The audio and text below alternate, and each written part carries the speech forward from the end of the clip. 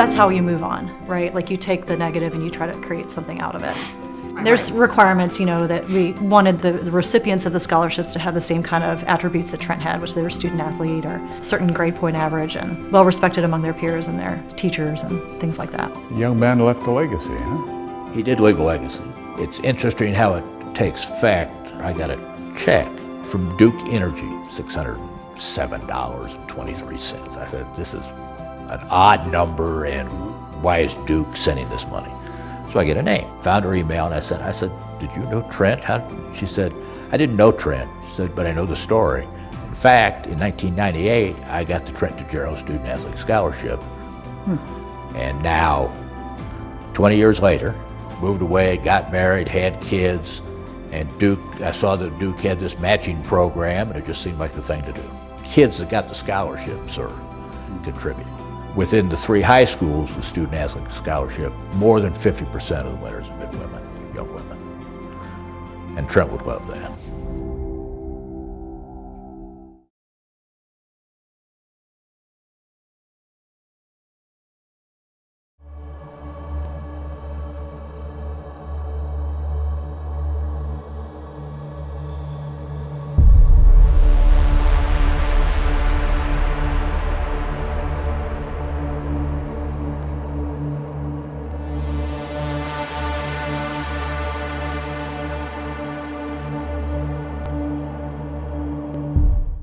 Warning, the podcast you're about to listen to may contain graphic descriptions of violent acts and injury. Listener discretion is advised. Welcome to the Murder Police Podcast.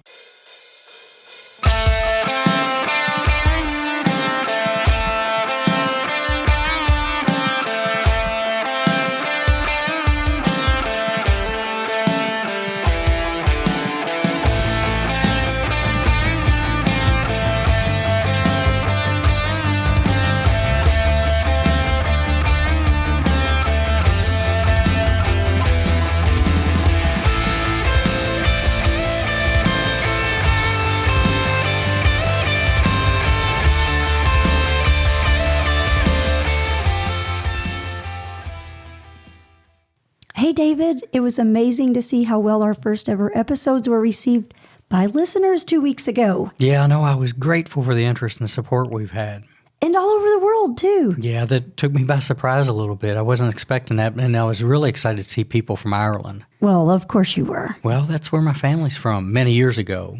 And as a matter of fact, if any listeners in Ireland are Lions or know of any, I'd love to hear from them. Okay, well, moving along. Yeah, moving along.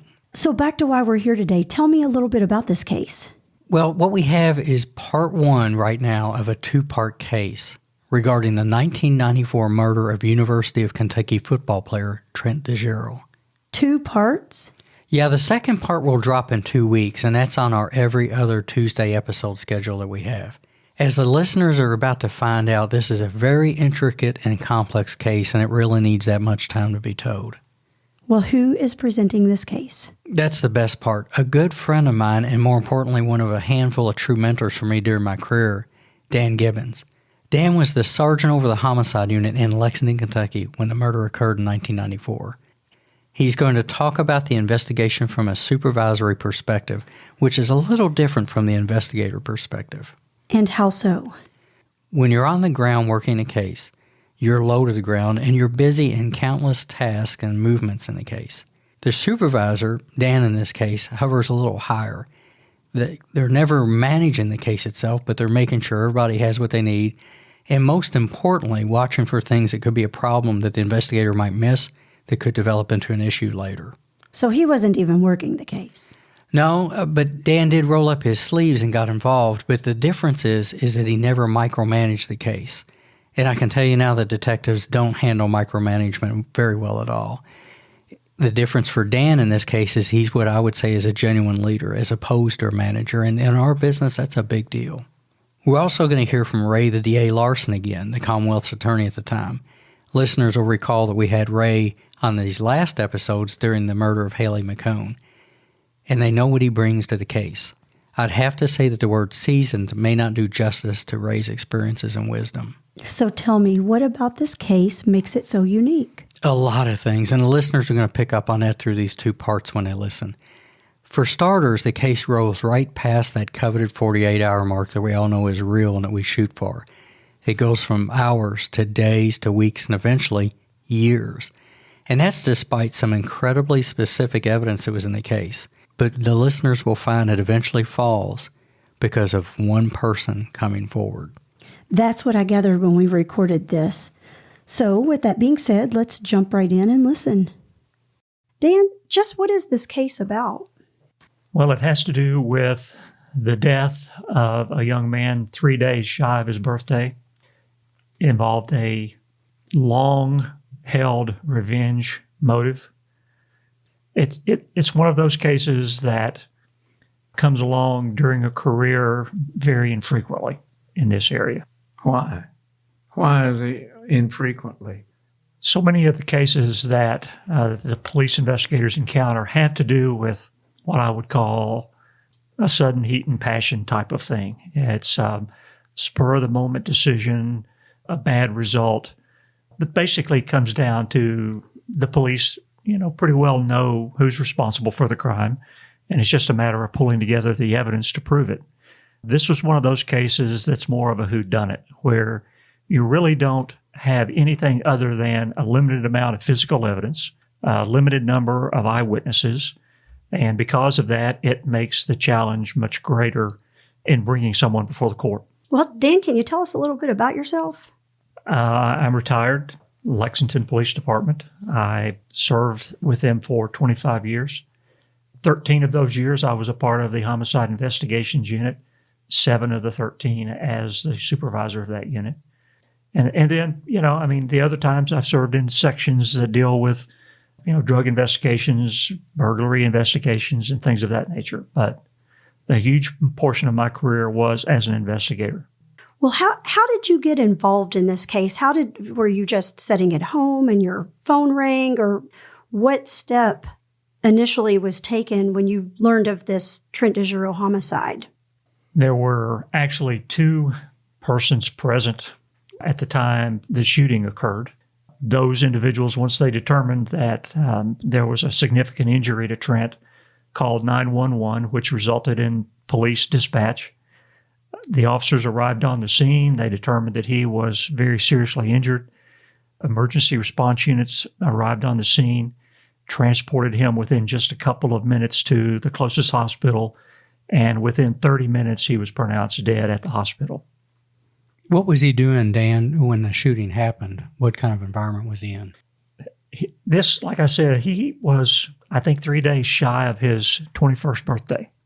Friends had gathered at the house where Trent lived, just a couple of blocks off the campus of the university, to give him a birthday celebration. And it was more of an open house where people were coming and going, not like everybody stayed for the entire evening. So it was essentially a small gathering of people. It was on the tail end of the party. It was winding down. Trent was sitting in a chair on the front porch, on one end of the porch. These 2 other individuals, witnesses, for lack of a better term, were actually on the other end of the porch, engaged in a conversation with each other. And a single shot rang out, 2:40 in the morning or so. And then when they finally determined that, Trent had been injured from that shot, when they determined that it was a shot and not a car backfire or fireworks or something of that nature, that's when they called the police. And on the university, that's University of Kentucky in Lexington, right? Yes. And he was a student there? He was a student. Was he involved with athletics with the football team? You can tell a little bit about that? Or I can, a little bit. He had enrolled at the university as a freshman in 1991. He had taken the steps to walk on to the football team and got accepted. He was a practice player, essentially, for a couple of years. Finally got some playing time in 1993. And that playing time continued to develop over the course of time to the point that he was getting ready to start his senior season, and he was going to be a starting right guard for the team. Good deal. What happened after that, after they arrived? How did homicide get involved after a patrol arrived at the scene? Back at that time when a homicide occurred, We had, and I don't remember exactly off the top of my head exactly how many members there were in the unit, but there were probably in the neighborhood of 10 members of the homicide unit. They were all called to the scene to participate in this, to become involved in doing the various things that need to be done. That was just kind of a standard protocol that when uniformed officers arrived on the scene, they determined that they had a crime of this nature, then they would do a call out and the entire unit responded. What does patrol do waiting for homicide? Is there anything that's expected of them when the detectives arrive? Oh, sure. Yeah. I mean, they have to play a big role. Primarily, their job is to initially identify and protect the crime scene. And that's going to entail doing a quick cursory search of the area to determine if there's any evidence that's visibly present or readily identifiable. It's going to be taking the time to actually mark that off, to barricade it off with what's just typically called crime scene tape, to kind of define the parameters, of what they want to be focused on. It's going to involve trying to identify any and all witnesses that might have something to add to learning what had transpired up to that point. And it's going to mean even doing some very cursory preliminary interviews with those people. It could possibly even, a commander on the scene may take the step to say, we're going to initiate a neighborhood investigation. And they would assign patrol officers then to go door to door or, writing down license numbers of cars or trying to talk to people at their homes or identifying anybody that might have been in the area at the time. So that's primarily going to be their job, is to protect the scene and try to identify witnesses. Gotcha. And how did we determine who gets assigned the homicide investigation back then? Was there a process for that, for who drew the case? A lot of times, in all honesty, it was kind of random, but a lot of times it was based upon an officer's caseload. If we had an investigator who had already drawn a homicide investigation 2 days before, for example, then obviously we wouldn't want to add to that person's caseload by assigning a new one to that person. And it might very well be that it's just kind of, keeping track of who's got what assigned to them and, how actively involved they are and how large the scale the cases are that they have. There was one other component that came into play occasionally. I don't think it really did on this one that much, but a lot of times the first officer on the scene may have information and may show a willingness to be actively engaged. And in order to bring their knowledge of what they learned up to that point to the case, and in order to maybe give them some experience, occasionally we would transfer that person in temporarily to the homicide unit to work alongside someone else. So Dan, tell me about, you're there and you got a dead person that's been shot, and you're there as the supervisor of the homicide unit. What do you do next? Well, hopefully patrol has, adequately identified the crime scene area and gotten it protected sufficiently. And I think then we're going to take a step back as the investigations team, and we're going to let our crime scene technicians come in, and they're going to do the things that you see a lot of times on TV through movies like CSI and things of that nature. They're going to process the scene for evidence. They're going to look for fingerprints. They're going to look for blood samples. They're going to look for, in a shooting case, they're going to look for spent projectiles. They're going to look for casings. They're going to look for anything, whatever it might be, that would provide them with some sort of a lead or a place to start trying to determine who's responsible. Who, in this kind of a situation, one of the things that's always bothered me as a prosecutor is how are the loved ones notified of a death of a loved one? And again, that comes case by case. Having distance, like in this case, there was some physical distance from where Trent's parents lived. That makes it a little bit harder to make notification. Ideally, it's going to be someone who can display and can show a lot of compassion is going to be asked to take on the task of finding family and making that notification. In a case like this, where you don't really have any family local, the family is actually a couple of hours away, then, we could even do that over the telephone. That's not ideal, certainly, but it does happen. So here you are. What kind of evidence did you have? What kind of leads did you have at 3 o'clock in the morning on July the 17th, 1994? The responding officers that were on the scene initially, they identified what they thought was the crime scene. They put their barrier tape up to protect it. They posted officers there to watch to make sure that no one entered the scene and contaminated it in any way. And they had done some cursory interviews with the people that were present. And essentially what they were able to tell the investigators when they arrived was that these three people, Trent and the other two witnesses, were sitting on the porch. This loud shot rang out. The two witnesses looked up. They saw no vehicles in the area. They saw no pedestrians in the area. They wasn't really sure exactly what the sound was, and made a comment to Trent, "What was that?" and got no response. And then when they checked and they saw that he had been injured, he was unresponsive, and that's when they called the police. You know, once the investigators get there, the crime scene technicians arrive. They begin processing the crime scene itself. With no more information that we had available to us at that time, you know, it was really important that we do what we could. And we're talking about 3 o'clock in the morning, and there's not a lot of lighting in that area. Finding physical evidence was, we were at a little bit of a disadvantage given the elements. We started looking for what are the possible scenarios to help us maybe direct our investigative effort.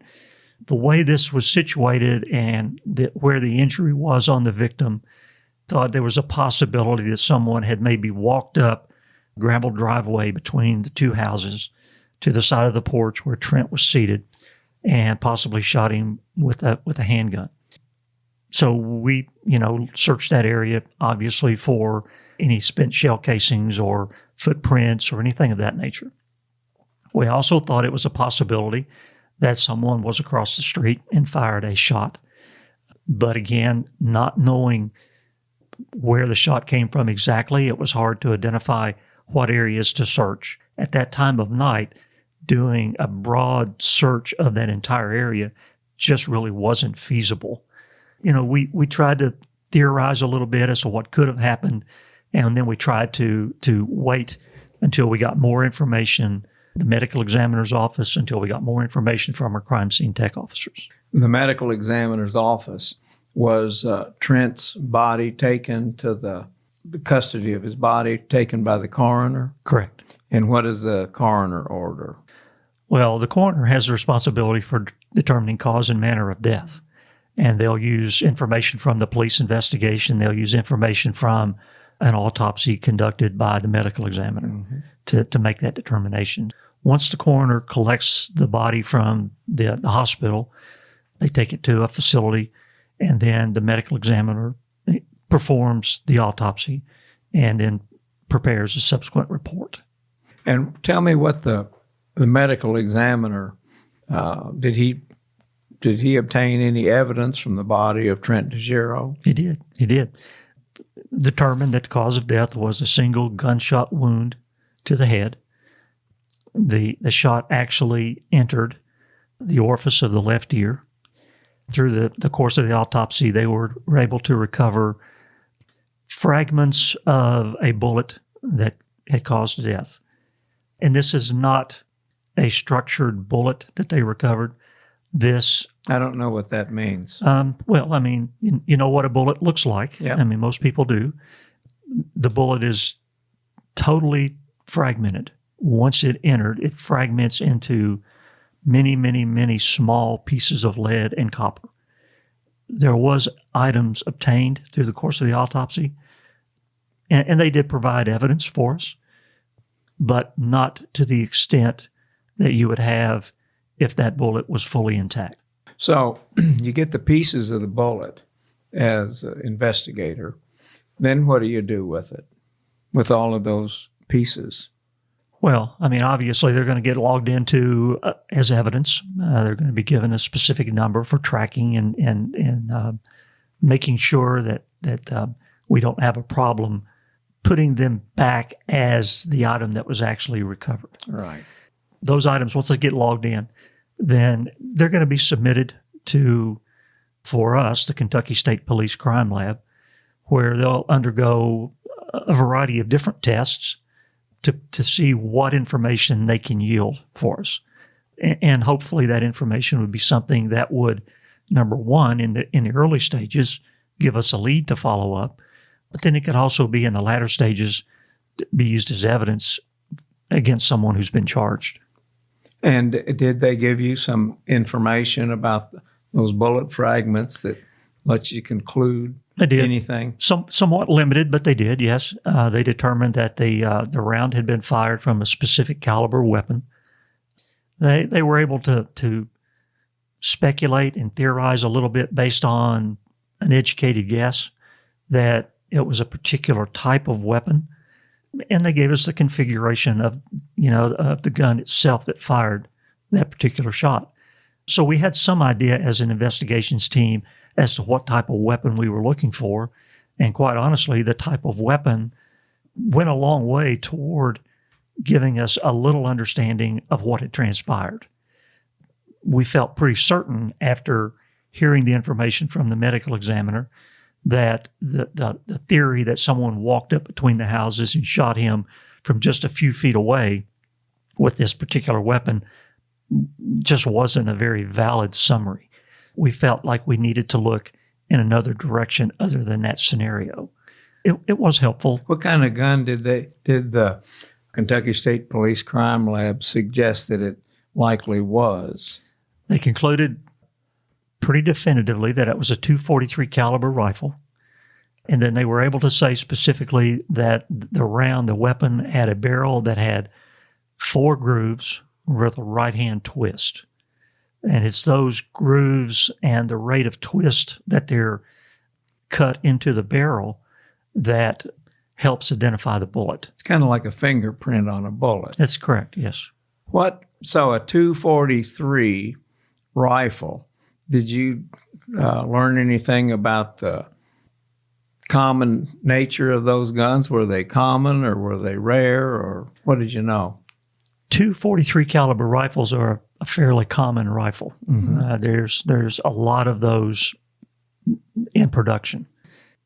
There was some speculation, educated speculation, that they could pin it down to a particular type, particular brand of weapon.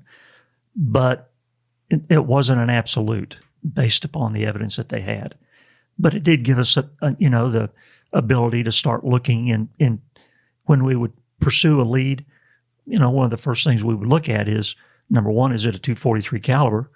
And number two, does it fit the type of weapon that the ballistics examination had told us it very well could be? We will be right back after this important message we want to share.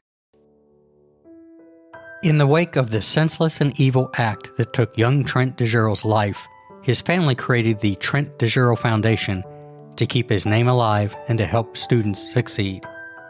As stated so well on the foundation's website, the Trent DiGiuro Foundation was established to raise funds for and make contributions to various educational scholarship funds and scholarships in the name of Trent DiGiuro. The foundation is dedicated to keeping Trent's memory alive. All proceeds are used to support scholarships at 3 high schools in Oldham County, Kentucky, and at the University of Kentucky.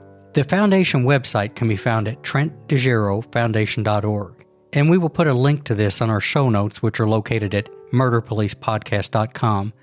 Do us a favor and spend some time at the foundation website, and more importantly, consider making a donation to this very worthy cause to help keep Trent in our collective memories.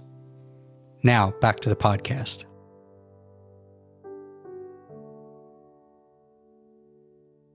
Did you find any rifles that fit the description of the bullet? This was, at the time, in my opinion, a very high-profile investigation. Mm-hmm. And because of that, it prompted a lot of calls from the public with information.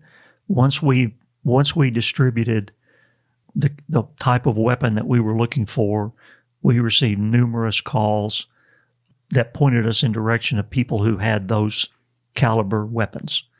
And we pursued every one of those. And none of those came back as being the weapon that fired that round. Dan, you got this information about the rifle, and you got this information about the markings on the fragments taken from Trent's head. So where do you go from here? Well, again, the evidence that we had really was fairly limited. We thought our best approach was to conduct interviews with as many of the people that knew him as we could possibly find.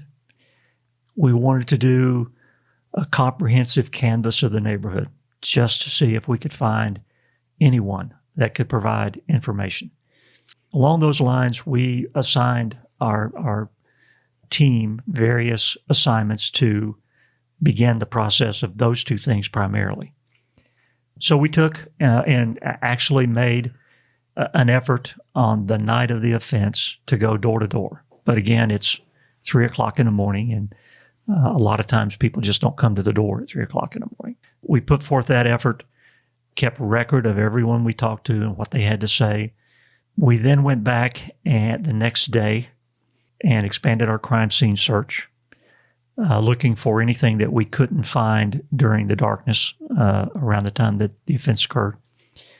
We actually made a list of every residence in every direction for several blocks and assigned that list out to various investigators with the instruction that they go door to door and that they go back as often as they need to in order to make contact with someone at every residence on that list and to determine, did they hear anything that night, who was in the house that night, talk to each person that you identify as being friends, and even some family members of Trent's, and assign those to investigators for them to locate those people and to conduct a comprehensive investigation with them. And the goal of that particular effort was to find if there was anything related to Trent and Trent's past that might generate a motive for why someone would want to shoot this young man. So those were the primary efforts at that time. And again, it was a very high-profile case.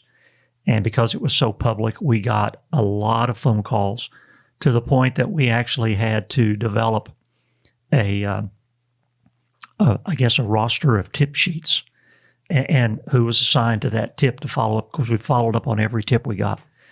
We put forth for an extended period of time those efforts, trying to generate any kind of lead that would give us a motive, any kind of lead that would point us in the direction of who the offender might be, or anything that might even lead us to any evidence that might be relevant to it. And that went on for a long time. It resulted in numerous calls that pointed us in the direction of people that owned guns that possibly could match the description. And we followed up on each one of those. We took the steps to go and locate the individual that owned the weapon that was named in the tip. We would conduct interviews with them. We actually went through the process of collecting their weapons and submitting those weapons to the State Police Crime Lab to have them compared to the evidence that was recovered during autopsy.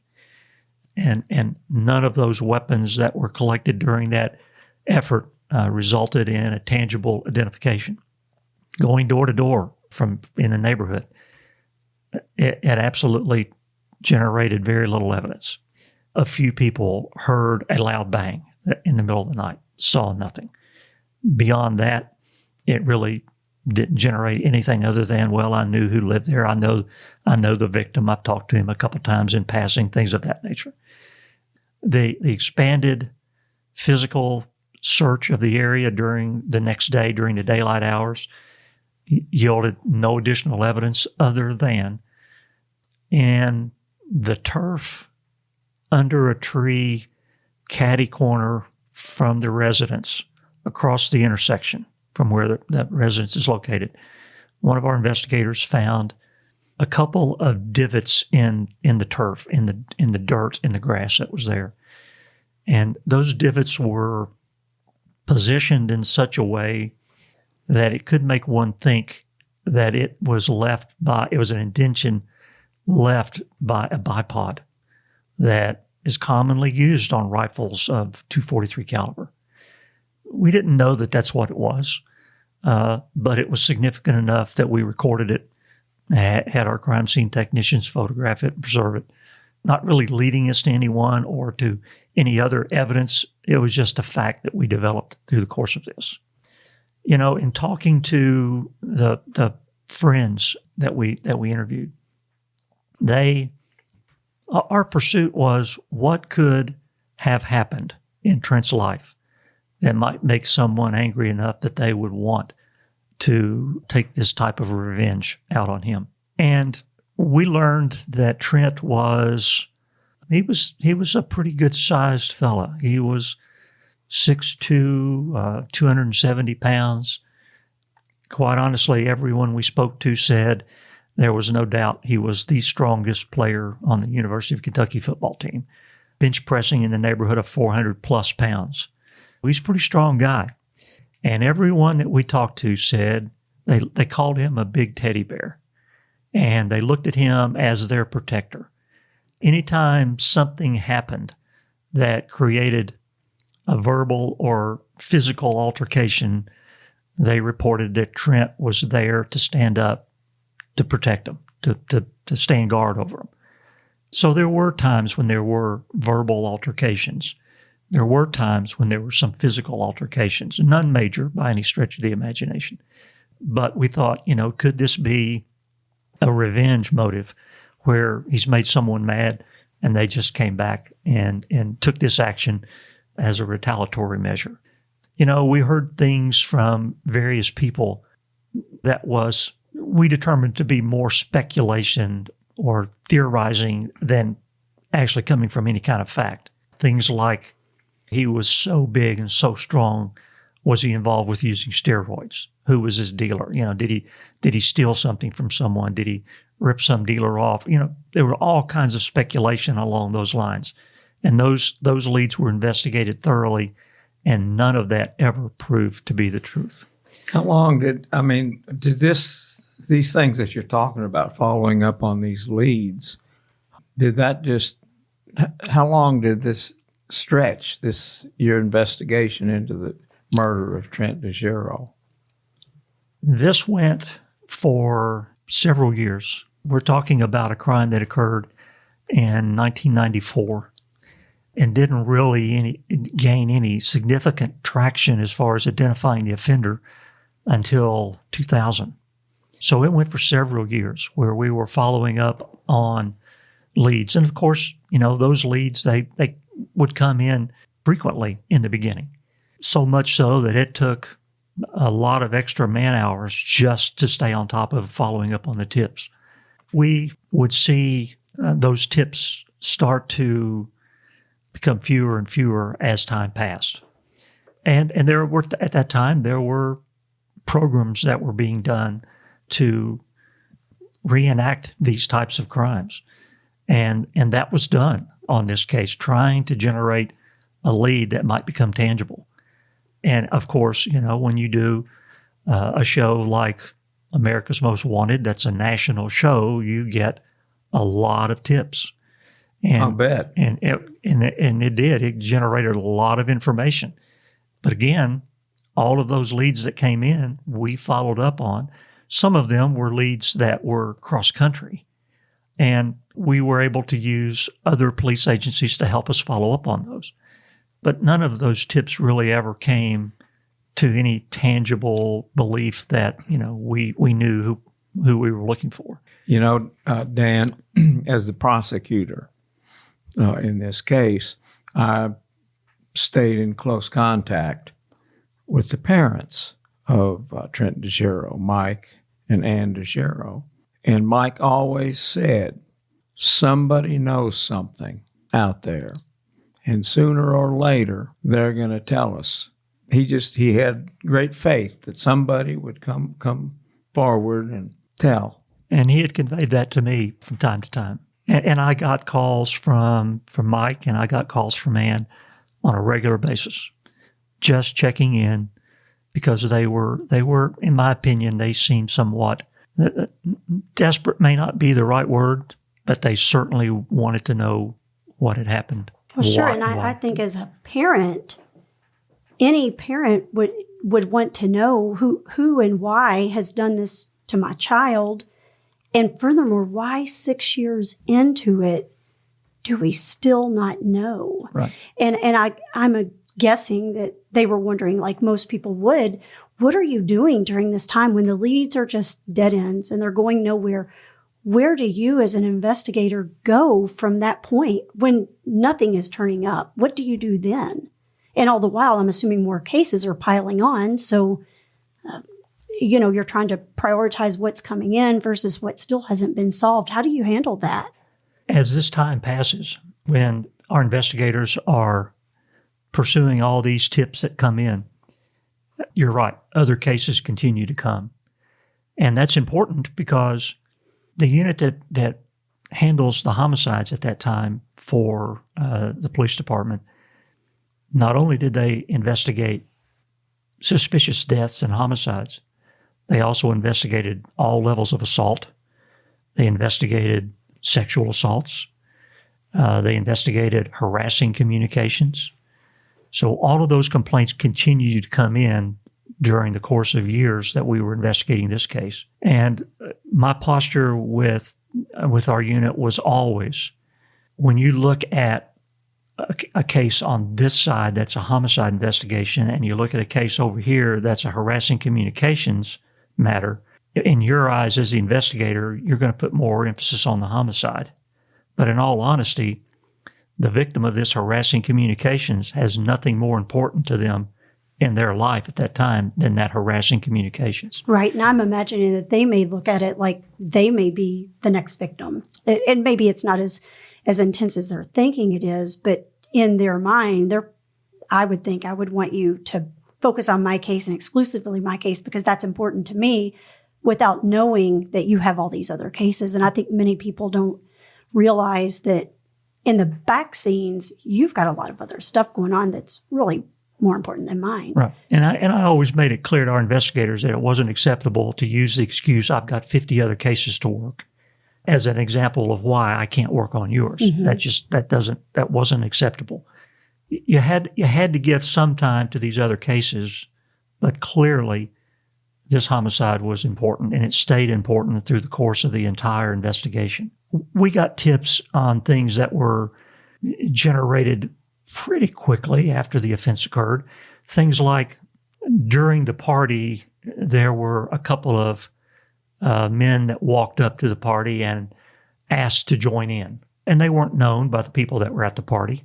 So they were told, no, sorry, it's a private birthday gathering, so sorry, no. So what is the possibility that offended them and they came back and did this? There was information provided that while the police were on the scene investigating this, there was a vehicle that drove down Woodland Avenue, and that there was a person in the back seat of the vehicle that kind of leaned out, stuck his arm out the window and pointed, and the witnesses said pointed like he had a gun in his hand at the crime scene. Well, is that someone returning to the scene? What is that exactly? And all of those were followed up on.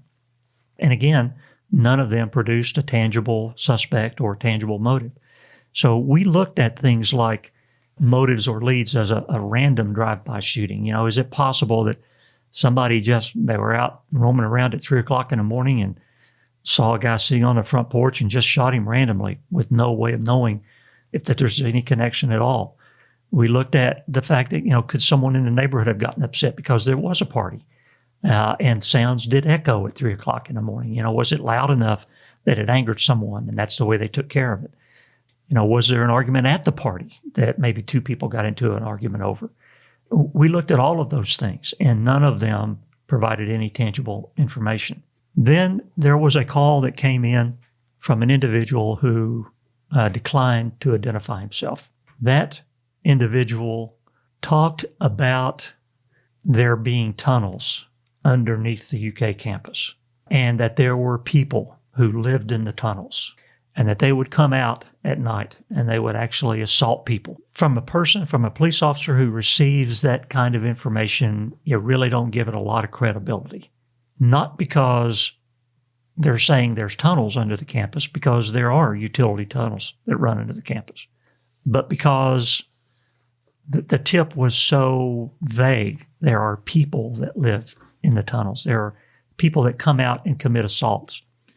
Didn't give a whole lot of credibility to that tip, but we did enough on it to verify, that, yeah, there were tunnels, and we actually went and walked through, and there was some evidence that people had been in the tunnels, but not evidence that people were living in the Not tunnels. mysterious tunnel people who's Exactly. coming out hunting Lexington of the night. A short time after that first call came in, this same person called in a second time and just wanted to know what we'd found out about the tunnels, and then asked through the course of that conversation if he could call back again and see if we learned anything more. But then several weeks passed and that call never came. That third call never came, but it finally did. There was no mention of the tunnels during that call. It was strictly this person now had a couple of suspects that he wanted to name, and he provided us their names. We researched it. There was nothing that tied those individuals to Trent in any way. And then it started coming around that this fellow was obviously obsessed because he kept calling back, and we finally managed to secure his identity. So we were able to do some research on him. And what we found was that he lived in an adjoining county to Fayette County. He lived on a piece of property that was owned by his parents, that he was an avid shooter, owned multiple guns, was a very good shot. By all reports, he spent a lot of time on the firing range practicing. So you may be thinking at this point, your interest is piqued, thinking, is this our guy? Well, since he's such a good shooter. That's right. Because we're looking at a shot that most people would say was an expert marksman. And so now we've got a tip that leads us to an individual who is providing something that ties to that in one way. We locate this guy, and we do all the things that investigators would do. We conduct interview. We compile the information that we have to that point. We actually do a search of his residence. And we found things that just added to the belief that, the information that he was giving us probably was not accurate, valid information. But it was still there. We couldn't find anything that could eliminate, but we didn't find anything that tied him to it either. But there were things that were on the plate, like he had a family member that lived within eyesight of where this crime occurred. From the family member's back porch was a straight visual line to where Trent was sitting when he got shot. We found things that made us believe that this fellow was under the illusion that he and Trent looked so much alike that they could be mistaken for twins. Through the course of it all, he thought maybe he was supposed to be the target, not Trent, but they looked so much alike that somebody got it wrong. We spent a lot of time following up on this information and trying to either tie him to the murder or eliminate him as a suspect. And that went on for an extended period of time, and we were never able to get to a point that we were comfortable with one way or the other. So I guess, did you ever at any point say to him, did you do this? Of course. And he just said, no. And he denied it, right. He denied it. And there was no evidence to put him at the crime scene. There was just a lot of circumstantial facts that this many years into an investigation, without having had anything tangible, was something to pursue. And we did pursued it pretty aggressively. And again, like all the others, it finally got to the point where it kind of went cold. Another dead end. So that kind of gets us up to the point of where we finally got a tangible lead. It was a phone call that one of our investigators received from an attorney who was representing a person who had information that related directly to the shooting, and that person was willing to provide it. Hey, there's more to the story, so go download the next episode like the true crime fan that you are.